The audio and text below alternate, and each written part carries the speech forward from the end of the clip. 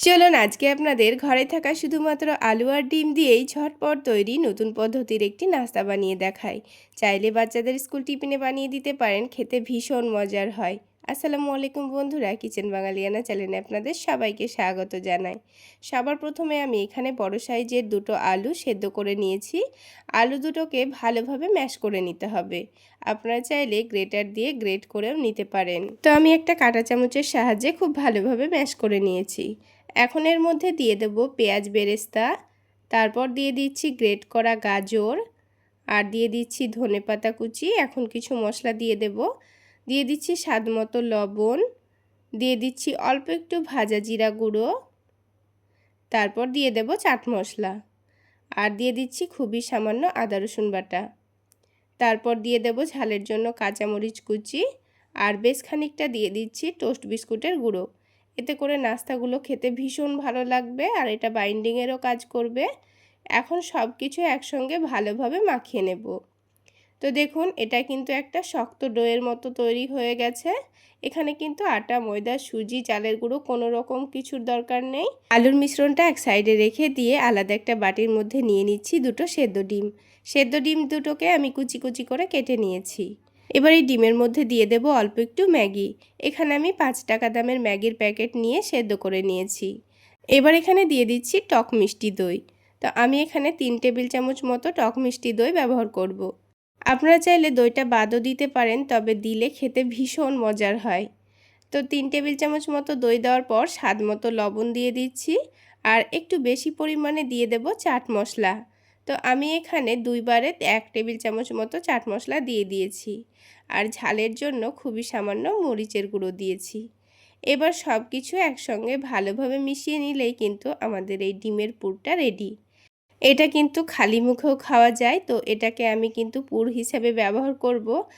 আর এই ডিমের পুরটার কারণে নাস্তাগুলো খেতে এত মজার হয়েছিল যে আপনারা বানিয়ে না খেলে বুঝতেই পারবেন না এর স্বাদ কেমন। তো বন্ধুরা, আমার রিকোয়েস্ট রইল, একবার হলেও কিন্তু আপনারা এই নাস্তাটা বানিয়ে খাওয়ার চেষ্টা করবেন। খেতে ভীষণ মজার হয়, আর খুব বেশি কিন্তু বানাতে সময়ও লাগে না। চাইলে আপনারা এইভাবে বানিয়ে বাচ্চাদের স্কুল টিফিনেও দিতে পারেন। এবার যে আলুর মিশ্রণটা আমি রেডি করে রেখেছিলাম, সেখান থেকে অল্প একটু মিশ্রণ নিয়ে হাতের মধ্যে নিয়ে এইভাবে চ্যাপ্টা করে নিয়েছি। তারপর ডিম আর ম্যাগির যে মিশ্রণটা রেডি করে রেখেছি সেখান থেকে 1 চামচ নেব, তারপর এর মধ্যেখানে দিয়ে দেব। তো এবার এটাকে খুব ভালোভাবে মুড়ে নিতে হবে। তো একটু ফাঁকা মনে হলে অল্প করে একটু আলুর মিশ্রণ নিয়ে চারিদিকটা ভালোভাবে মুড়ে ঢেকে দিতে হবে। দিয়ে খুব সুন্দর করে দেখুন একটা চপের শেপ দিয়ে নিয়েছি। তো দেখুন, আমাদের একটা নাস্তা কিন্তু তৈরি করা হয়ে গেল। তো আমি আপনাদের বোঝার সুবিধার জন্য আরও একটা নাস্তা বানিয়ে দেখাই। তো অল্প একটু মিশ্রণ নিয়ে হাতের মধ্যে একটু বড় করে চ্যাপ্টা করে নিতে হবে। তারপর মধ্যেখানে এই ডিম আর ম্যাগির মিশ্রণটা দিয়ে দিতে হবে। তারপর চারিদিক থেকে খুব সুন্দর করে মুড়ে নিতে হবে, যেন ডিমের পুরটা বাইরে বেরিয়ে না আসে। তো অল্প করে একটু আবারও মিশ্রণটা নিয়ে ঢেকে দিচ্ছি। আপনারা আপনাদের সুবিধা মতো কাজটা করে নেবেন। তো দেখুন, আরও একটি নাস্তা কিন্তু আমাদের তৈরি করা হয়ে গেল। ঠিক একইভাবে প্রথমে সবগুলো নাস্তা রেডি করে নিতে হবে, তাহলে নাস্তাগুলো ভাজতে সুবিধা হবে।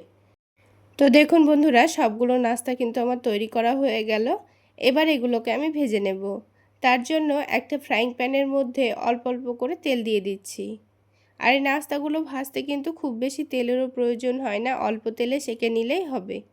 তো আমি নাস্তাগুলো কিন্তু ডিপ ফ্রাই করব না, খুবই অল্প তেলে এটাকে হালকা করে ভেজে নেব। তো দেখুন, সবগুলো নাস্তা কিন্তু আমি একেবারে দিয়ে দিচ্ছি। তারপর যখন একদিকে হালকা কালার চলে আসবে তখন এটাকে উল্টে দিচ্ছি।